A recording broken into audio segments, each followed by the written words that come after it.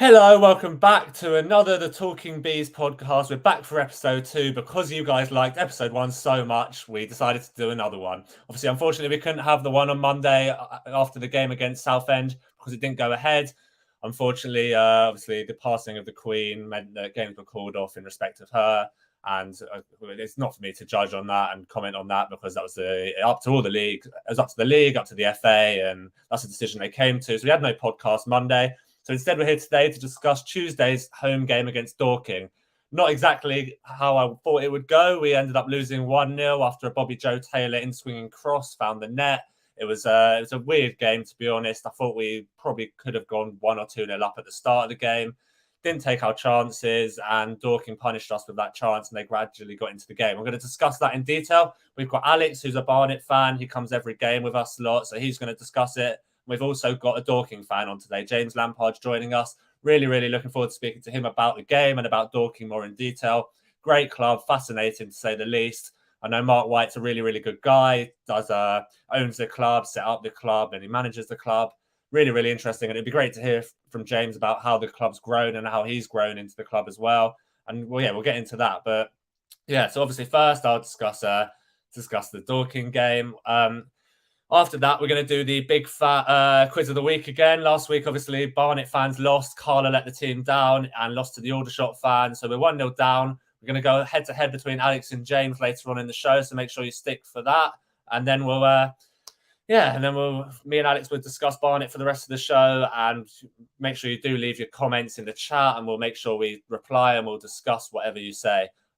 Make sure you like the video and you subscribe to the channel. We're only 20 away now from 500, so we're getting there. That was the Christmas target, but I do believe we're going to get there before Christmas. So let's get into it. I mean, I can only start with one discussion, really. That's two losses in a row for Barnet against two teams you'd probably expect us to beat. We started the game well. I mean, Kabamba had a great chance early on. We got the ball wide to Shields, cut it across. Kabamba 6 yards out. It's an unbelievable save from Dan Lincoln, to be honest, but he's got to score, really. He really does have to score. I think that's a massive chance at the start of the game. Also, Collins had a chance. It was a free kick come in. He's got an open goal. There's not even a keeper there. He's put it over the bar. We can excuse him because he's a centre-back. But again, that's two massive chances we had early on. We were getting really good transitions. Dorking were leaving massive gaps in midfield. And that was what really suits us. It suited us in all the games so far. And I thought, what are Dorking doing here? They're leaving so much room in the middle for us. We were getting the ball out wide to Shields, getting the ball out wide to Powell on the other side. It was interesting, but we didn't take our chance. And then Dorking started getting in the game, and it was interesting to watch them play. I'm not sure I've seen a team play like that in the National League. They're playing out from the back, playing into the centre backs. If it wasn't on, they were going back to Dan Lincoln and his distribution. Oh my God, I've got to say, ridiculous. For a keeper myself, like just watching Dan Lincoln distribute the ball like that was incredible. He was finding Ottaway, who was beating a chemo to the ball. They were knocking it down to Seager, getting runs off him with, I think, Bobby Joe Taylor on the right. Can't remember who was on the left, but they were so many interchanges and the rotation was unbelievable. And they eventually got the breakthrough. They got the ball out right to Bobby Joe Taylor, who wearing the number 3. That annoyed me. Can't have a right winger wearing the number 3, I'm afraid. But he's cut inside with his left foot. He's a strong player. I remember him from Dover when he played left back. Got cut in as a left. It's a whipped cross. Nothing really anyone could do about it. It's one of those. It was raining. It was skiddy. It skidded into the bottom corner and we're 1-0 down. And to be honest, looking at the first 35 minutes, it was we probably should have been up. And it's annoying that we did concede that goal because it put us on the back foot, really. And Dorking ended the half the better team. And yeah, we deserved to be 1-0 down going into half time. Second half, I think we didn't really start as well as I thought we would. Dorking had a couple of chances. Laurie Walker keeping us in the game again. There was a couple of chances. I know when Alfie Egan came on for Dorking, he looked bright as well. Good player. I remember him from Ebbsfleet. Went to Boreham Wood, didn't really get a chance, but I think Dorking have got a good still there with him. He's a really, really top player. Walker made a good save from him. Then we started on putting a bit of pressure, to be honest. Shields had a shot really well saved from Dan Lincoln. Winter had one that he put over the bar. And then it was a weird substitution from Dean Brennan. It took Sean Shields off. I know he was on a yellow. We'll come on to the ref in a minute. That's going to be half the podcast, don't you worry. But Sean Shields was on a yellow for arguing a decision that was definitely a Barnet throw-in. He's taken him off. He looked our most dangerous player. He took him off, brought on Hall and Carnu for Powell came off. We'll come on to him as well. I thought he was really ineffective again, which was annoying. It was different threats for Barnet, but we didn't really didn't really have too many chances. I know Kabamba had one in the 90th minute, which he headed wide, which he definitely should have scored. But it's those type of things that we're just not doing at the moment. We're not taking the chances when they come. But then, of course, before that, Dorking had a goal disallowed, which actually looked questionable from my angle. I'm not sure it was offside. It wasn't on our highlights package, as was not much really. Our highlights package was poor. It was questionable. Don't know about that. But then we had a disallowed goal, and that's not even a debate. I mean, I've got the video ready to show when Alex and James come in just so they can get their opinion as well. But the cross has come in from Rob Hall. It's headed in by Diarra. The centre back's backing into him, and the ref's given a foul. I've never seen the ref was just. It was happy to. He was going to give the free kick as soon as it was taken. Before it was even taken, to be honest, he was ready to blow the whistle. So that's still 1-0 Dorking. Then we have a penalty shout when Idris Kanu goes through, knocks it over there. I think it was probably their fullback at the time, or maybe their right centre back as they play free. He's absolutely clattered and he's gone down. And the ref's given nothing. And then you've got probably the most obvious penalty in the history of the National League, where Gorman's got out wide, crossed the ball back, and the guy has. I can only say he saved it. To be honest, it was Barnet could have done with him in goal last season with the goalkeepers he had. The greatest. It was an unbelievable save. He's blocked the ball like that, and the ref, who's 20 yards away, the line was 10 yards away. Neither of them have made a decision, and it's finished 1-0 to Dorking. And to be honest, it's one of those games where if we do take a chance early on, we go on and win. And I'm going to come on to this now quickly because Kabamba. So we've got a striker in there who we've signed. He started the season really well. His hold-up play is different gravy. He's really good on the ball. Off the ball, his work rate's unbelievable. But in front of goal, it's killing us at the moment. That's 2 games in a row where he's missed gilt-edged chances when the game's level. All the shot away, there was one from 4 yards out, which the keeper's tipped over. And the same here, 0-0, 10 minutes into the game, 6 yards out. Keeper's made an unbelievable save. But it's got to be a goal. Got to be a goal those times. And we've got to be clinical. We had so many off-target shots. Couldn't find a stat. I was looking everywhere for a stat before this, but it must have been 15, 20 off-target shots. We had Pritchard, Gorman, Shields, Powell had a couple. It was like everyone had a shot off target in that game. Winter as well. We never really looked like we were ever going to score with the chances we were creating. It was ridiculous. I just think if we score the first goal in that game, we win. And it was the first 15, 20 minutes where we were dominating. And I think if we score there, it goes on to be 4-5-0, as Wrexham did to them and as Solihull did to them. It was weird. I just think there was chances there for us to win the game comfortably. So going on, talking about a couple of players. Daniel Powell started his first game of the season, really ineffective. Looked fit. He was losing the ball every time he was getting it. He takes a negative touch as well every time he wins the ball, which is really frustrating because he's supposed to be a pacey player that runs at his fullback. But his first touch is always running away from the goal. So it kills him, really. And it's really frustrating to watch. Ryan de Havilland back in the side. Didn't look fit either, but you know what he's capable of. Top player on his day. Sam Beard as well against his former club. Miles off it. And he has been for the last couple of weeks. All the shot away, giving away a penalty. And even the goal for Bobby Joe Taylor, he's cut inside him too easily and got the ball in the box, and it's a goal straight away. Got to put more pressure on the ball. The only real effective players for me were Dale Gorman and Harry Pritchard. Pritchard was the best player on the pitch for me. Done really, really well. He was creating chances all by himself. Gorman looked good as well. I think he had a good game. Didn't have a good game away at Aldershot, but I think he was better on Tuesday. We didn't play well at all, to be honest, but we had enough chances to win the game, and we should have done. So I'm going to bring Alex on in a sec, and we're going to discuss the referee a bit. We're going to discuss a bit more in detail and Alex's second opinion. So I'm going to bring Alex in now. There he is. Hello. Alex, how are you today? Hello. I'm all right. Can you hear me? All good? Yeah, all good. So, Dorking at home, what did you think? I think we need to be more clinical, as you said before. In my opinion, I don't want to get into transfers straight away. And a lot of our fans have been saying this for years, but we need someone to put pressure on Kabamba or to play alongside Kabamba. Because I think no matter how badly Kabamba will play, no one's going to take his spot in the current squad we have. We don't have any other striking options. So I believe that we need someone who will sort of elevate him to the next level, if that makes sense. Because he's under no pressure. At the start of the season, he was under pressure. It's a new club. We all know he's capable of playing unreal. And I think we need someone to elevate him. We need someone to help him reach and fulfill what he can be. Because second grade started the season, and now he's sort of turned a bit off. But Yeah, we need to Yeah, be no, more I do agree clinical. with that. Do you think that having Efron Mason Clark around him sort of helped? Him and Efron seemed Yeah, to have a good link up. They were getting assists for each other, and it was working really well. they work very well together. Yeah, I agree. And I think Kano's still yet to sort of, he started on the bench last. I disagree with him being on the bench. I think I said this before. Powell uh, just came back from fitness. He did look fully fit, and in my opinion, he shouldn't have started. He should have been on the bench. You've got Hall, who had a full preseason, hasn't had any injuries. Kano had a preseason at Peterborough, hasn't had any injuries. They should be starting with Powell, in my opinion. Yeah, I Powell agree with the can. Rob Hall situation. It was Mm, really baffling to me, to be honest, because all the shot away, I thought Rob Hall was the best player on the pitch in the first half when we were creating chance mm, after chance, and it was all coming from Rob Hall. And then we took him off at half time, and then he gets dropped for the next game. It's really weird. And even when he came on the other day, that's when we started to threaten a bit more and we started creating chances. yeah. Really, really weird. But to be fair, also Hall can't probably last a full 60 as well, because we all know Yeah. he's also a bit injury prone, which is, I felt like it was a game I think when Khan came on, he was a bit more effective than Powell, which wasn't that hard, but it was a bit more effective. Um, but again, it's also about our game. I think we've improved the way we manage games, the way we pressure. That this week it didn't work, obviously, but over the last few weeks, I've never seen Barnet as a team pressure a referee into making a decision as I have seen. Like whenever Well, there's a foul, there's it didn't quite work, did it? Because it didn't the quite work, decisions but it that will we work in some games. It will work in some games. I know. But what did you That think of the refereeing display? And not just the big decisions in terms of the whole thing, because I've got a couple of points I'd like to make on that, but I I want to think hear it from was you first. inconsistent. It was inconsistent. The issue with the whole game, in my opinion, was he was inconsistent for the whole game.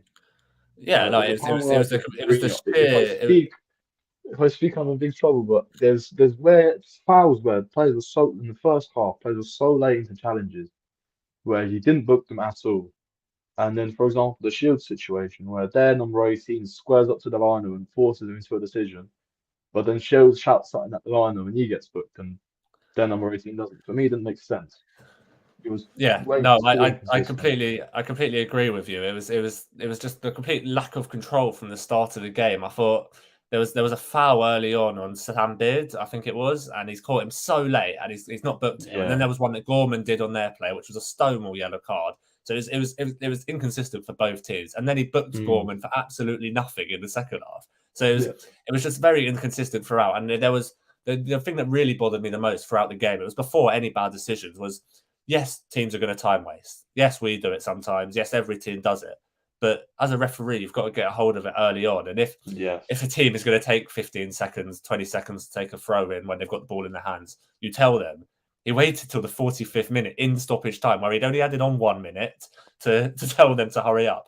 And also, not only a bit of time wasting, but him actually himself, every set piece, he'd take a minute, 2 minutes to set up the set piece. Yeah. It Very was slow. so frustrating. And Very slow to that watch. frustrated me more than the big decisions, to be honest. Because Yeah.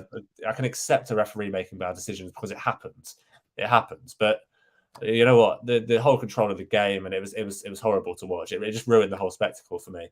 Yeah. What did you Credit to think Dorking of? though. Credit to Yeah. Dorking. Credit to Okay. Yeah, we're Dorking. going to come on to 100%. Dorking when James comes on as well, and I want to talk more about how they play and Mm. how good they are and how they'll cause teams trouble this season. But just a couple more things before we get James in. Dean Brennan's tactics at the moment. What do you think? Do you think we're going too long? I think we're a bit too direct at the moment. I think it's probably more down to psychological factor because I think it's down to the mentality of the players. I feel like into the games at Aldershot, into the games at the Dorking game, I feel like we've underestimated the opponent too much. We go into a game and I feel like in an interview, Dean can say, "Oh, we can't underestimate them," but I think inside the players do underestimate them because there's no way. Well, we're at such a high performance. We weren't playing like amazing, great football, but we were getting the results there. We were getting the performances that we needed to grind results out. So at that point, you just need to level out and keep our composure into games like all the shots, games like Dorking. But I thought we lost our heads too much in terms of getting onto the pitch and thinking the game's won. And I think that's what we need to watch out for in Yeah, terms no, of I do agree. And I think coming up to Solly, we'll discuss again later on, but coming into Solihull away on Saturday, and then we've got Dagenham away. That's two games that most teams find challenging in this league, and maybe that will bring yeah. back the mindset of maybe we'll be the underdogs, and that's when we'll start working hard again. We've got a comment from Max who says we were awful. Last 2 games have been very meh. Striker needed. I think we could agree with that. I think to be honest, out of the 8 games so far, 7 of them have been a bit meh. We've just happened to won 4 and drawn a couple as well. So I look, it's a tough one. Of course, we need a striker. It's obvious that there'll be strikers around. There'll be strikers quoting ridiculous wages. There'll be some that maybe won't even give Kabamba a run for his money, and there's no point in that. We've got to find the right one, and I think I do think that he'll find one. We do have a suggestion here of a striker, Moussa Diarra, the new striker. I'm not sure about that, to be honest. Even though he did score a good goal the other day. He scored a beautiful goal. I love him. I do. He changed the game. I honestly think he played very well. He played. He did. Well. He came on and did very well. He moved Akimo out to left back, but we need to wait for the right one. I don't see signing a striker just for the sake of signing a striker being really applicable. So we're going to bring in James now. Few weeks until the National League sounds like.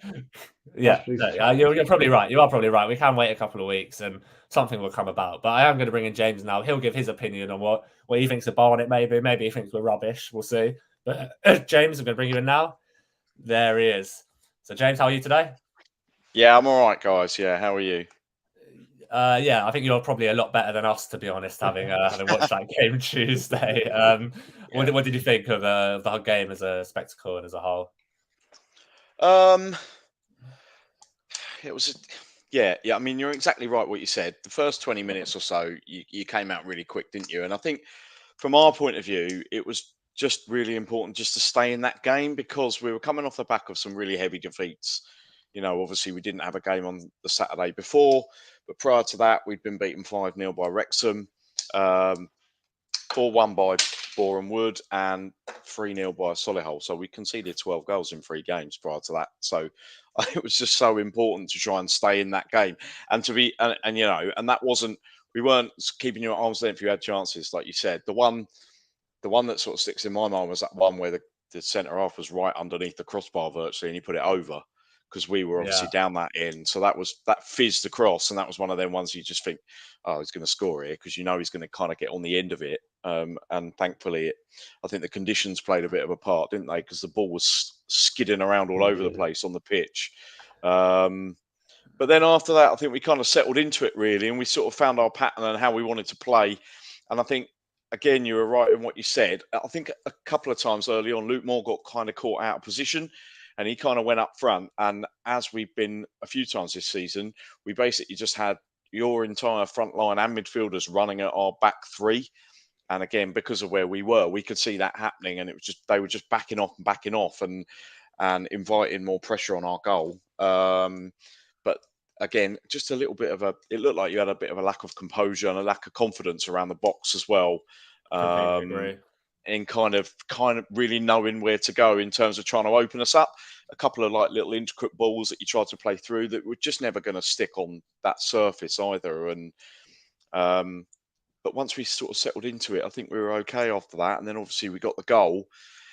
And then from where we were, it wasn't easy to see, but it looked like we had a couple of other half chances as well. I think there was a decent move we had where the ball got fizzed across and it looked like somebody had just sort of slid to try and get on the end of it. But again, maybe the conditions took it. I remember that. Skidded off the surface, I think, a little bit. Yeah. Yeah, there was that. There was also one where we were, it was like they were going to get on the end of it. And the Egan's one in the second half. Seager one. Yes, that's right. Yeah. He tried to chip Walker, who went wide. And he sort of chipped it from the angle, didn't he? And that, again, from where we were at the end behind the goal, virtually you can't tell if that's going in or going wide until you sort of see the ball go past the post. But yeah, I mean, really, from our point of view, it was just we needed a win. The clean sheet was obviously a bonus. And the goal was a complete fluke. So it wasn't the greatest of games for the neutrals, but we did what we needed to do and came away with the 3 points. I do agree with that. I think a little bit of luck gone our way, but perhaps we sort of deserved that for we'd played well in patches in some of those other games as well. And we had a player sent off against Solihull that got rescinded literally the next day. So, going there was hard enough as it was, but let alone competing with only 10 men. And we'd controlled a lot of the game against Boreham Wood and ended up losing 4-1. Wrexham, it's a different, they're playing in a different league, really, as far as I'm concerned, with seeing them that afternoon. So yeah, we just needed to get something, and maybe we just had a little bit of luck on our side that night with the other stuff that happened later on as well. Yeah, well, we'll discuss that in a sec. So I'm going to show the videos because I think you might have a similar opinion to me on these, but it was weird. Like I don't know what like you thought going into the game, because for me it was a straightforward victory for us. I know Mark White did his interviews about having loads of injuries as well. He seemed to write it off, and it just seemed like everyone had written it off, and Barnet would get a win, and then sort of you just came out flying and got the win in the end. Yeah, I think some of that is a little bit of kidology from Mark. He's always pretty confident and fancies his own side against anyone, but maybe he was just downplaying that in terms of expectation levels for us going there and things like that, And I think probably pre-game we would have been, relatively happy with a point, but absolutely delighted to come away with a 1-0 first clean sheet of the season.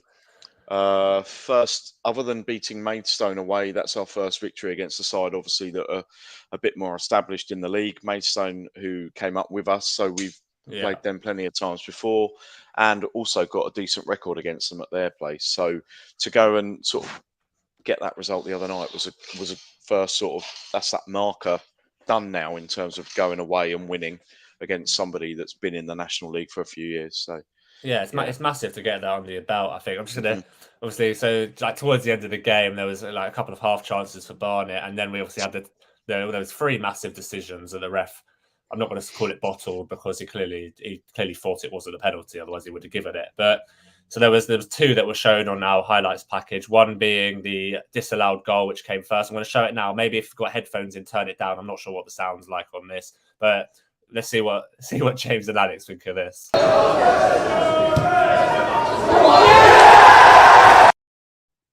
I don't know if you saw that, but I'll show it again just one more time to make it clear whether this was a foul slow or not. motion, I think.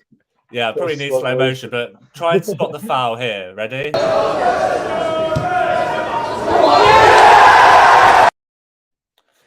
I can't see one. I don't know about you two. In my eyes, there's a pen for us in there, not a free kick to them. James? So I've seen that a few times, and it does look like that your centre back, I think it might be the big tall guy, has got his arms round. But I'm not sure who that is from us that he's got the arms round. If it's Sami El Abd, then he's picked on the wrong person there, because Sami El Abd is the biggest and most sort of professional shithouse that we've got in our team, effectively. Yeah. So he knows the game. Obviously, he's played for years and years. He was a pro. His brother was a pro. And if anybody's going to do something there that's going to convince the referee that it's a foul, it'll be him.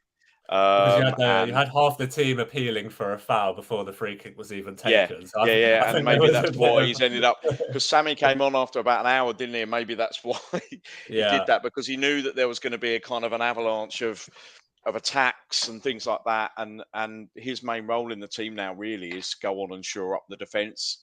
He very rarely starts, but if he does go on, he'll just use that little bit of nous and a bit of shithouse sometimes just to sort of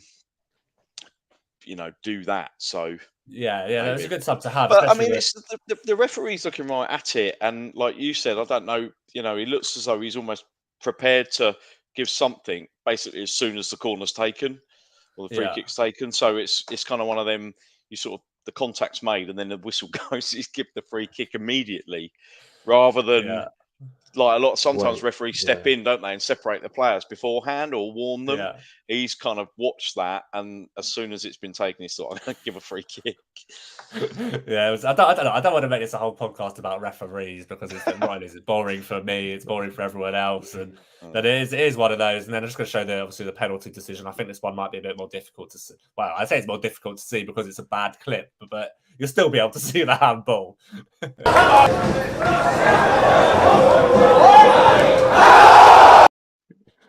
I don't know if you could see it. I can't really see it, but it was a Stonewall handball. The guys blocked across, and it's those type of decisions that you get or you don't get. And over the course of the season, you'll get some that aren't for you and some that are for you. And you know, it evens it up at the end of the season because everyone gets the same level of referee, which are all pretty rubbish. So Yeah. we're going to move on from the referees because it's not fair on Dorking as well, who I actually thought really played well. You had the linesman was looking right at that as well, didn't you? Over on that side. Yeah, that makes it even Yeah. worse. Like the line, Yeah, like I'm sure me and Alex will probably go into it after. So I just want to discuss more about Dorking now, Of course, and then yeah. we'll come back onto Barnet. But I think Dorking are going to cause a lot of teams trouble this season with the way they play. It's high risk, and it may be at times you're going to be completely overloaded by the better teams who are going to take the chances that we had, and maybe the teams like Wrexham, the teams like Chesterfield, Notts County, who you've actually got on Saturday, they're going to take those type of chances, whereas we don't have that final third quality to take those chances just yet. And I think there's I do think there's good positivity for Dorking with the rotations and stuff like that. I don't know what you think. It looked positive from me. Yeah, I mean, that's the thing. We are a positive side. You know, that's why, you know, we're quite entertaining to go and watch. There's never really a dull game when Dorking are involved because our prowess really is attacking and going at sides and playing in that way, as you saw the other night. Even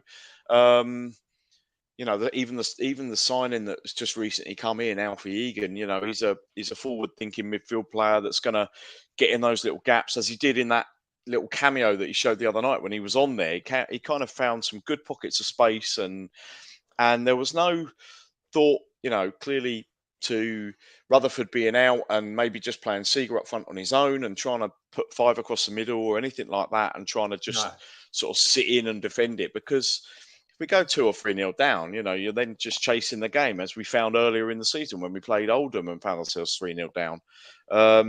So I think Mark did the right thing by playing Ottaway up top, and he was vindicated with how well he played and just having that old school kind of target man and Seeger running off him and showing that could work as well. So, you know, as you saw the other night, there were times where we were wide open, but so much of our sort of good patterns of play and everything came up from building through the midfield and then opening, trying to sort of go down the sides of you. And just picking up on what you said earlier about Bobby Joe Taylor, he's wearing that number because he's originally come in as a left-sided player. I know. He can play. As he showed the other night, he can play on that side and be that sort of inverted winger, so he can go through those gaps on his stronger left side. And obviously, when he checked back onto his left side the other night, he put that cross in that skidded off the pitch and flew in the corner. So, you know, you probably wouldn't have got that had he been over on the other side. Yeah, no, that's true. That's true. In terms of like your expectations now for Dorking going into the next couple of games, obviously you've got Notts County. I think then you've got a big game against Scunthorpe actually. That probably will be a big reflection of where you're at as a club, and then Dagenham away, who are not in good form at all. I mean, Notts County is obviously one that's unbelievable for the support, unbelievable for the club to be hosting a team like that. But I doubt you're going to get a win just based on their attacking prowess alone. Well, thanks for that, James. But you know what, though? I said to somebody as we was coming out of your ground on Tuesday night, actually, because we got that 3 points Tuesday, it kind of means that going into Saturday, again, it gives us that little bit of a free hit. You know, there's no pressure. Yeah. Because we picked up the win against you. We've then got Notts County at home. You know, I know the results don't really look it, but we're decent at home, you know, and you just never know what will happen. And and so it does just, you know, we can play without any pressure because we're not fancied, we're not expected. You know, obviously that didn't work against Wrexham. We felt the same, but you know, why not? You know, we've had that midweek win. It's boosted the confidence around the squad and everything. So let's see where that takes us on Saturday against Notts County. Yeah, I think. Yeah, and I think that notion of why not is massive with Dorking. I think, and we're going to come on to Mark White now because I just want to discuss him. Like I think his attitude is why not. He's taken the club from the Crawley and something district league, 15 tiers or whatever it is. It's incredible, and it's an unbelievable story. They were one club that I was looking forward to playing against this season. I think everyone's obviously seen the documentary, bunch of amateurs. They've done a great job to document the club and document what Mark's done with the club. Do you know Mark personally? Do you speak to him? Yeah, what's he like as a guy? Well, I played for Dorking Wanderers in the early 2000s or so. Yeah, as did my brother and lots of us. So we were a real local team when we were playing on the parks. So yeah, and Mark was obviously the manager then. He played as well. Somebody asked me that question actually Tuesday night, like, how's it changed? And I guess it's got obviously had to get more professional as the club's gone through the leagues, but it's just driven and wants to win all the time. Yeah. Wants to win and impress, and everything else that's gone on around the club has kind of just happened. With a bunch of amateur stuff that's just exploded. But Yeah. let's face it, a series like this is only going to lend itself to characters like Mark and people at the club, that make for such good content as well. Yeah. So Yeah. Rich from Bunch of Amateurs can't believe his luck when he's got Mark, who is not camera shy. So, and he comes out with some funny little quips and lines and stuff. So it's absolutely brilliant for that. But yeah, he'll just always want to win, and this year as well, I've noticed as well how, as you just said there, James, how many people have sort of like taken to Dorking as a club. The videos and everything seem to be getting good praise online, like doing podcasts and stuff, and making friends at these places. When we went to Oldham, walking away from the ground, it took me ages to get back to my car because so many people just wanted to stop and say, "Oh, well played, you're a really good side there. You're unlucky not to got something out of the game." And so that, and the other week, Mark walked up to one of the pubs in town and put 300 quid, gave 300 Yeah, I quid saw to that. a Wrexham fan in the pub. And he's done the same thing. Yeah. He's going to do the same thing ahead of the game for Notts County. Done it tonight on the He video. better do it for the game against Barnet. Oh, maybe. Yeah. Yeah, I'm sure he will. He said if the fans are all right, then he will do. So hopefully he will. Although that leads me nicely, James, to a little. So obviously you know about your club. I got there quite early the other night, and I went into that like bar area with the Starbucks and everything, Yeah, and yeah. it wasn't that busy at that time. No. And stepdad managed to get some chips, and they were really nice. And I had a coffee and stuff, and that was fine. But then loads of other people came in after us and said that it was just manic and nobody could get food.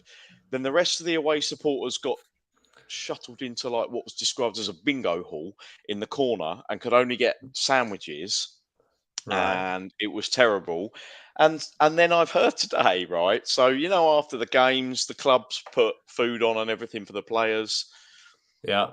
So I've heard this on very good authority, sort of straight from the horse's mouth, basically, that they went back into the change rooms after the game, and it wasn't even described as a silver platter. It was basically a plate that had cling film over it, and it had cheese quarter sandwiches on a plate on the floor in the changing room for the On the away floor. team.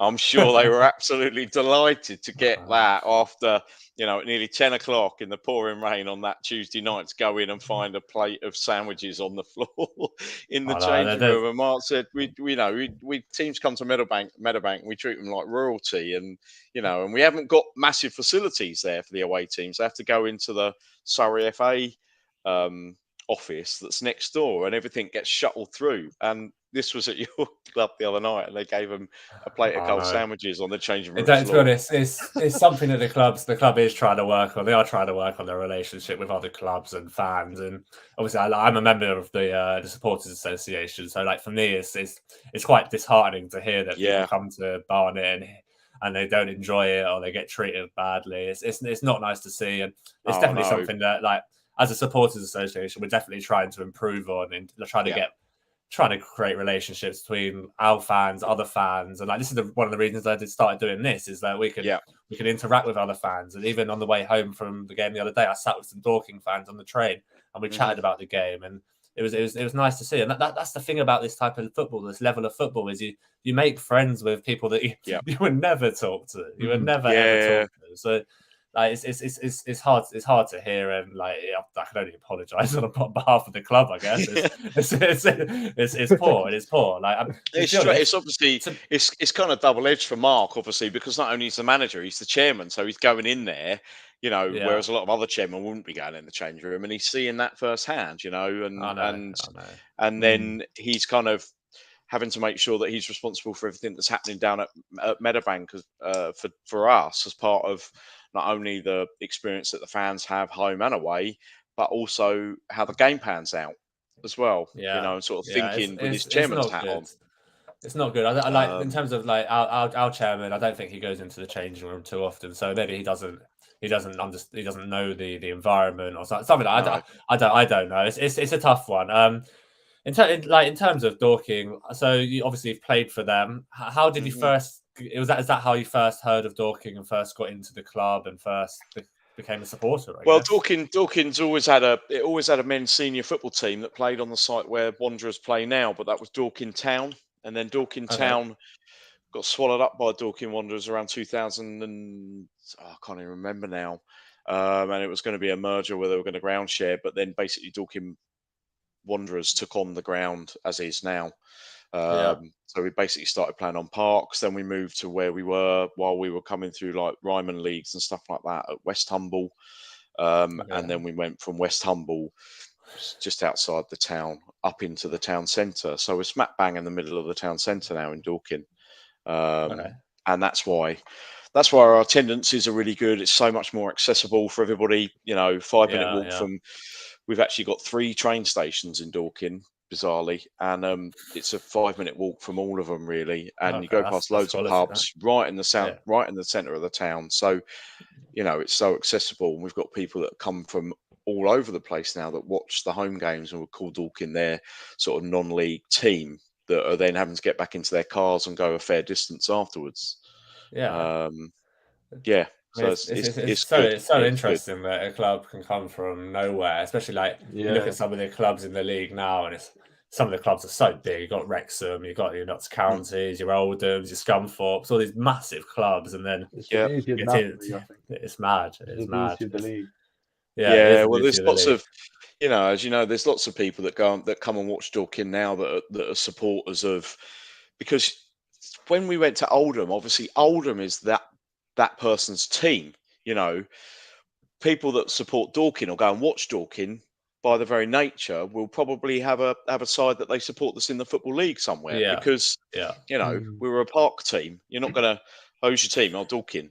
So it's going to be a lot of people sort of, that's their non-league team now. Whereas as you know, Barnet yourself would be people's league club and Oldham and things like that. So um, that it means a great deal to those people, and so we're having to attract new supporters all the time and people to come to the ground and watch the team um, and and get behind the club. And the other night as well, it was so encouraging. That was probably one of our biggest away attendances that we've had. I yeah. think we It's took good. There's we took quite a 109. few to Maidstone, That's not so but bad, yeah. hopefully it was sort of noticeable the other night that we had quite a Yeah, decent and quite a definitely loud was. sort of Definitely following was. in that corner, because that was good to see, really. And a lot of people made their own way there, not just on the Yeah, coach but came up on the train and stuff. So that sort of thing is only going to hopefully improve um, yeah. as the No, club that's gets a bit mad, more and it's successful and yeah. stays in the division, hopefully.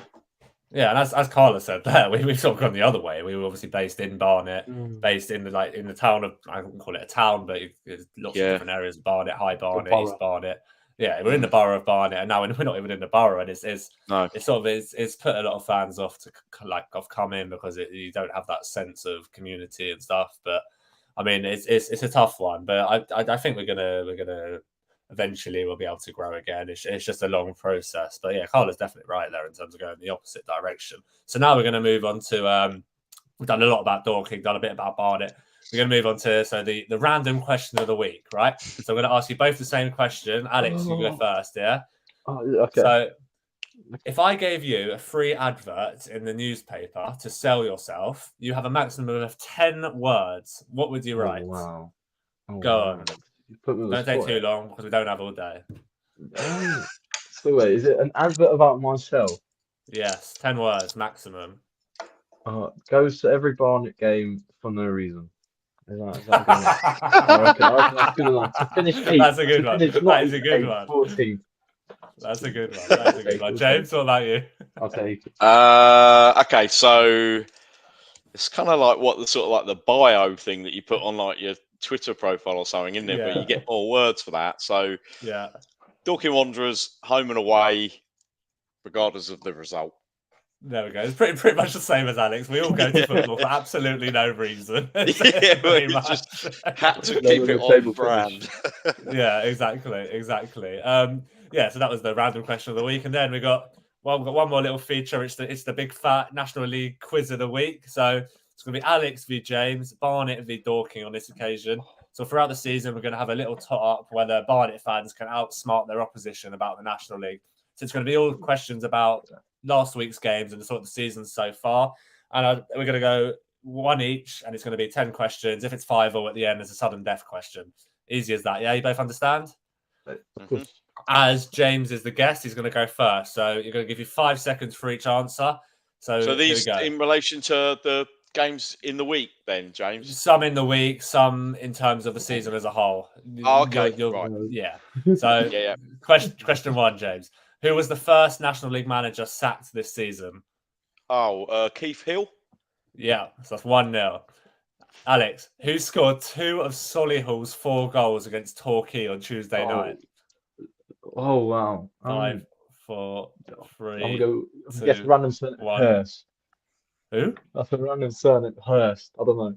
No, it's Andrew Dallas. Come on, Alex. You Dallas. watched the thing last Mate, week. mate, I'm not gonna you've lie got to to you. do some After Tuesday, I revision. don't remember anything after about 19. So I don't remember any of the games. 1-0 to James. For no particular reason at all. So James, next question. Who has the lowest average attendance so far this season? Maidenhead. No. Can I steal? Time. Boreham Woods. I was gonna know. Still 1-0. So Alex, to even up. Who has scored more goals this season? Wrexham or Notts County? That's a 50. Wrexham. Wrexham scored 23. Notts County has scored 22. So all right, we're level. We're level. UV's Question 5. Which manager was not at his club's game on Tuesday night? 3, 2, 1. Don't know. It was No. Dagenham's manager, Darryl McHarron. I think that's how you pronounce his name. He wasn't there. I think he had a family occasion or it was a illness. He couldn't show up. These are tough questions. I'm not going to lie. These are harder than last week. These are harder than last week. I'm not going to lie. Alex, who scored his first Halifax goals on Tuesday night? Oh, mate, I'm not gonna lie to you. 3, 2, 1. No, Manny Di Sarue? No. Oh yes. Yeah. That's Now you know it. Yeah, 1-1. This is not going well. Last week finished 5-4, so not sure what's going on here. Who's got the highest average attendance this season, James? Wrexham. Yeah, 2-1. Alex. Someone's who has the highest? Alex, who has the highest percentage of their ground being filled this season? I'm gonna go with 1. Oh wow! Times up. Yo. Good answer. No, Dorking. Dorking. Yes. Yeah, I was going to say that's got to be up. I apologise. Got to be. It's pretty much full every game. Yeah. It is Dorking. So it's That was a 2-1 wide going game. in. 2-1 going into the final set of questions. If James gets bet this Dorking. right, he takes the victory to put the away fans 2-0 up against Barnet. I'm going to have to Double fix that with points. the guess. You have to Double get another points? guest on, James. No, it's not double points. So James, one. these are the hardest questions, right? James, name 4. I'm going to give you 10 seconds. 4 of the 6 teams in the playoffs right now. 10, Wrexham, 9, Notts County, 8, Solihull, 6, 5, 4, Boreham Wood. 3. Yes, He's he's done it. It's 3-1, and that is game over. Because we pretty much played all of them. Alex has let the team down, and it's 2-0 to the I'm guest. sorry. 2 games. And Max Weinberg has commented, he's not happy. Get me on for Solihull. He's not happy. He's not happy with this. It's 2-0 to the opposition fans. And Alex, how do you feel about that? Gutted, absolutely gutted. James, I won't sleep at ecstatic? night. I won't sleep at night. I'm James, delighted. you happy to win Yeah, that? it's been a good week for us. Biggest achievement of your life, winning the James Harpin Big Fat Quiz of the Week. Yeah, just behind winning the West Sussex League Division 2 from Dorking Wanderers 20 years ago. No, I appreciate it. So, James, I'm going to let you go now, and me and Alex are going to have a little bit of a discussion All right, about guys. Barnet. But I thank you so much for coming on. It's been really, You're really good welcome. having you, and you've been really insightful. And hopefully, Dorking carry on playing that style of football, and you'll get more and more people falling in love with them. And and people will want you on their podcast definitely because you're really, really, really clever and really, really good. Thanks, guys. Talking. Good luck this weekend if you're going up to Solihull, and We are. hopefully see you at Dorking when we play you. Yeah, we'll be at Dorking, and hopefully we can really. meet up. Yeah, Yeah, it'll be good. Tuesday night, I think. Yeah, so thanks so much, Of James. course it will be. Yeah, it'll be a Tuesday night, won't it? Of course it will be. Okay, thanks, guys. Cheers. See you later. Thank you. Cheers, Bye-bye. thank you. So, Alex, just me and you now. We can talk a bit about Barnet, spread that out. So, we're not very good at the moment, are we? I can't comment. You've got a comment. That's why you're on the podcast. I mean, the thing is, it's with Barnet. I'll be honest with you. It's been inconsistent, and we're consistently inconsistent for years, and it's been the story of Barnet for so long. And I feel like now we had a little turning point where we're like, maybe this year's our year, and it's like we're back to ground. We're back to sort of, we're heavy-headed now. We know how it feels like to be okay in the league, and now we need to sort of balance it out and understand our position in the league rather than, going a bit overboard. So obviously, we talk about the striker that's needed, potentially another centre back. You reckon we need another centre back? We signed that Dominic Ravan the other week. Obviously, he gave away the goal away at Aldershot. I think we need a bit more experience. We need someone at the back line who can sort of control it. I think our depth in defence as well as in striker is very much needed just to keep the healthy competition in the squad going. I mean, we've got too much depth in midfield. That's why Woods and Flanagan are out on loan. Phillips doesn't even make the bench. On the wings, we've got enough depth as well now, I think. And I feel like the striker is something very, very much needed. It's just about getting the right one. Yeah, no, I do agree, and it's really tough one because I feel like I've been having the same conversation all season about us not playing well, and then we sort of edge over the line with a bit of quality from maybe Shields or Hall or Kabamba at times. It's we've been edging over games, and then the last couple of games that quality seems to have just disappeared completely. So I'm not really sure what's going on. It's tough to say. Max says we've lost 3.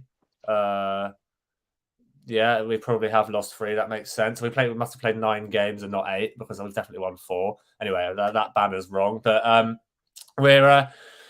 it's a tough one. What do you think about the system? Do you think the system's right? He plays 4-3-3 every game. It's very consistent with that. We're never going to change it. I don't think, no matter who we play against. Like, for example, Dorking played 3-5-2 against us. Chesterfield played 3-5-2 against us, and we knew both of them would play that because that's how they play all season. So I don't know if that's something that we need to change up. This is quite interesting because, like, with the new striker, if we do bring in one with the character profile of either being a Kabamba as a replacement for him, or if we're going to sign someone who's alongside him, then I think the system will change up. And I think we'll change into a 4-2-2 with 2 wingers, 2 holders, and 2. That's very attacking. But it just depends on what type of striker we bring in. We'll bring a tall presence upfield to sort of challenge the place with Kabamba to sort of push him further. Or will we sign someone of like a Marriott type player who will be a poacher in a way where he's going to bag the goals with the runs from deeper and with a sort of poacher's instinct? So Carlos says, who do you think has been the most positive player so far for us this season? For me, I would probably go with Harry Pritchard. I think he goes in and out of games, but when he's in the game, it's next level. He's so good on the ball. He brings the ball, he drives with the ball, which is so key in this game, so key in this league as well. Because if you drive with the ball, you can get up the pitch, and if you're direct running against midfielders that maybe are not as quick as him or not as skillful as him, there's a couple of chances he created by himself against Dorking where he flicked it over their centre half and the shot went wide. But he scored goals in the last couple of games, and That's what we want to see from our midfield, because we've been lacking goals from midfield this season for sure. Another one's Danny Collins, back in the side on Tuesday. Top player. Didn't have his best game, but he's just come back from injury. He seems like he's going to be a top centre half, and having a centre half next to him with experience, maybe a bit of legs. Obviously, we've got Diarra, we've got Akimo. But do you think that's something we're struggling with, to be honest? Is the lack of legs we've got at the back? I think it's something where I think Diarra has his inconsistencies. I love him. Honestly, one of the nicest people I've met. Lovely man. Collins, unreal. Started the season very, very well. He's got the legs to sort of make himself the sort of centerpiece of the defense and sort of command it in his, like, not with him like commanding it actually, but with his presence where he can put the challenges in. Yeah. But I feel So like in terms of Carla's question, what do you think?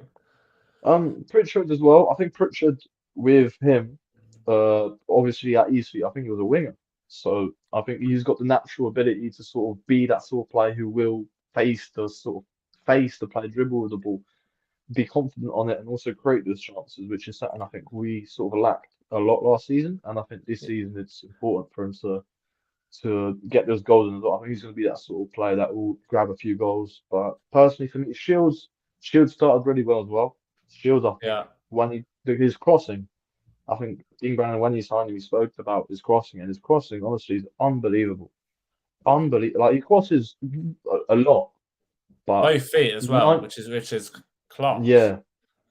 90% of the time it goes to the player, but it's just difficult because he does fluctuate. He comes in games and then he's out of the game for a bit. And I think that's why Dean keeps taking him off, because if he has a period out of the game, that's when he's going to change it up to get someone like Hall who can come on and impact the game. And it's a tough one. I mean, Chris says Laurie Walker saved us so much this season. He saved us so many points. I do agree with that. Obviously, I gave him his Player of the Month award yesterday, and I think he fully deserved it. He's kept us in games at times. But to be honest, it didn't surprise me. I knew he was a good keeper before, so I'll give him that. He's quality player.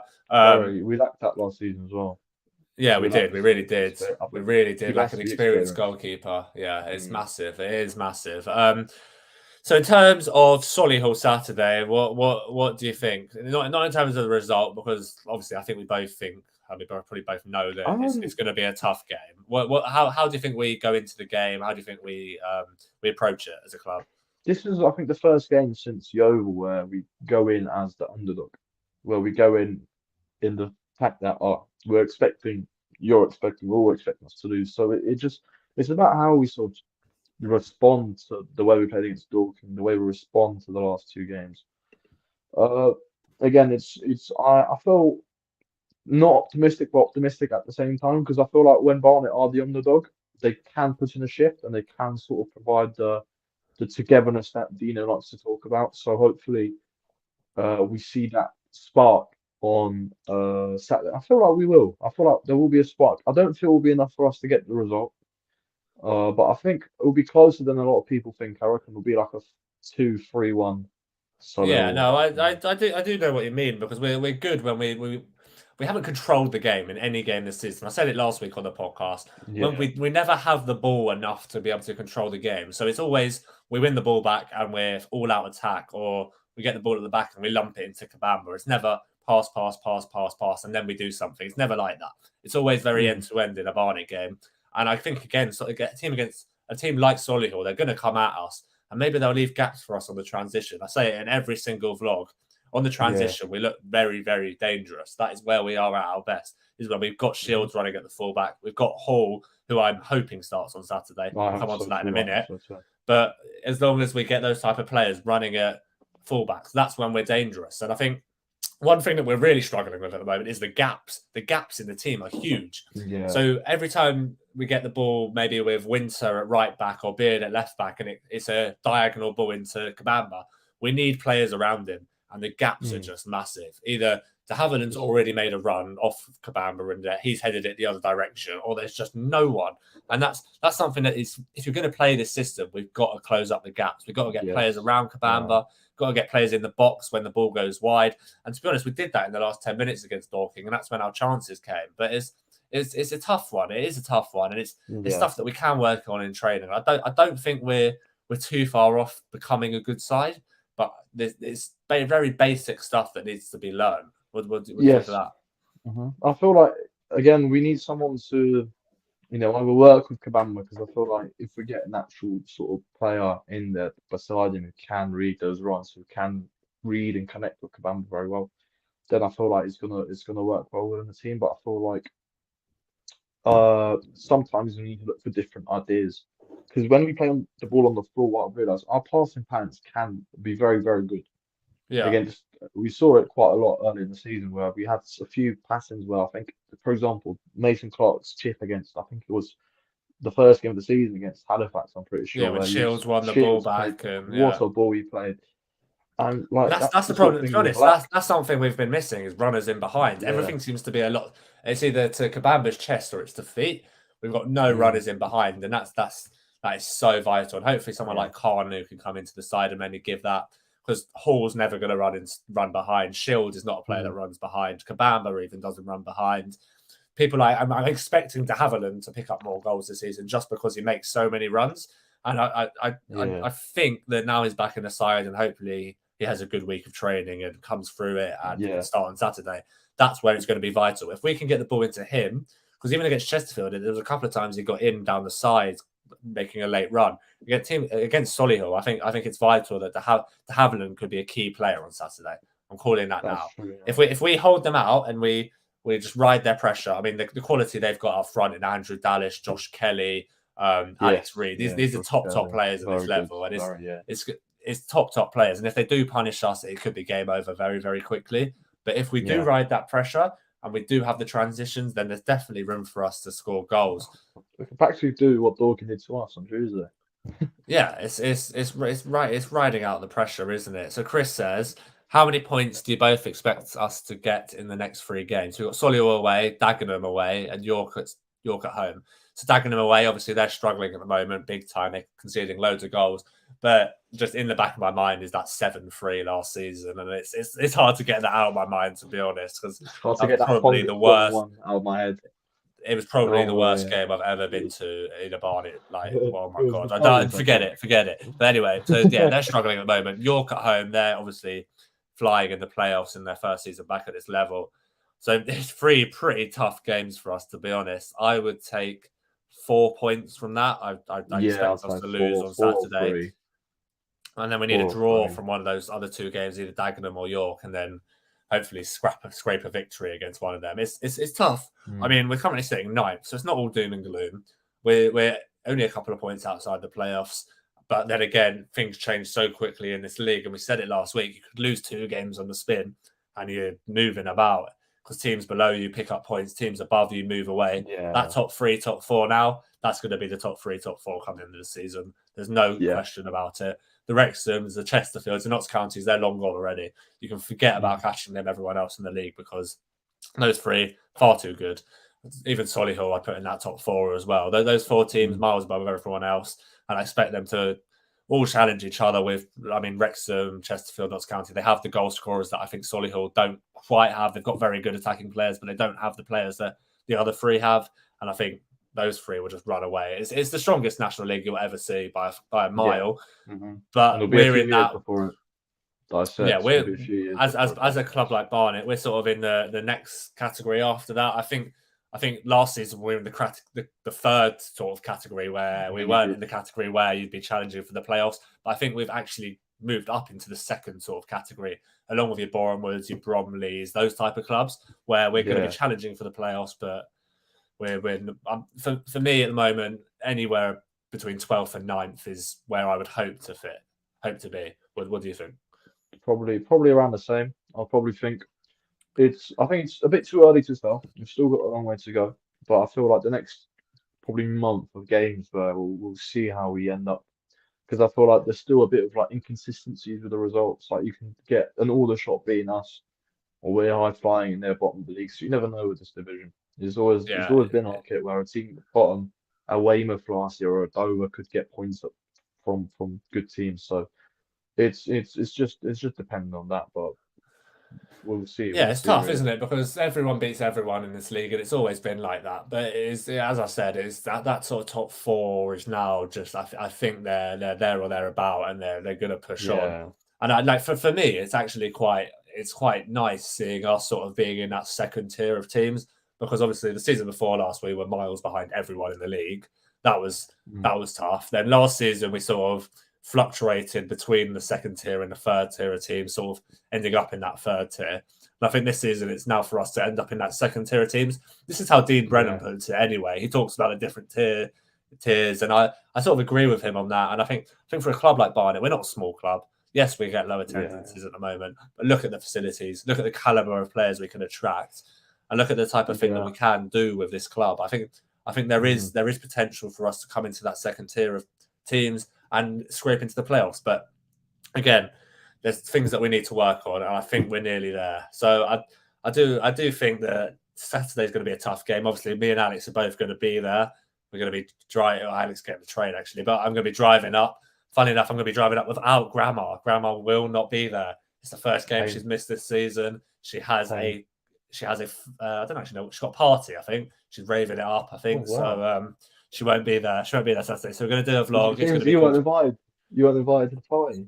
No, I wasn't invited, unfortunately. So we're going to be doing a football without my gran. So we'll join you on Saturday, and hopefully Barnet pull something out of the bag. But it's been a good episode. This really liked having James on. Really liked having Alex on, even though he's put the Barnet fans 2-0 down. He was called James. Alex has put the Barnet fans 2-0 down in the big fat quiz of the week. I think we're going to have Max Weinberg on next week, hopefully, after the Solihull game, and I'm going to try and find a Solihull fan. So if anyone knows any Solihull fans, make sure you drop me a message. You all know James Harpin on Twitter, James Harpin on Instagram. Make sure you do give this a like. Make sure you do subscribe. Let's get to that 500. And if you want to join me on this podcast at any time, just drop me a message. I will reply. I mean, I think there was a couple of people that messaged last week, and it's sort of the message request sort of didn't work on my Twitter, but I've opened it up now. So if you do message, I will reply, and hopefully we can get everyone that wants to be on this podcast. We're going to be discussing more Barnet, and hopefully we can get to 2 a week at some point. I really hope if you enjoyed this one, let's make sure you do make sure you do subscribe. Thank you to Alex. Thanks for having me. That's all right. And I hope you enjoyed it, and we'll see you on Saturday for Solihull away. Up the bees. You bees.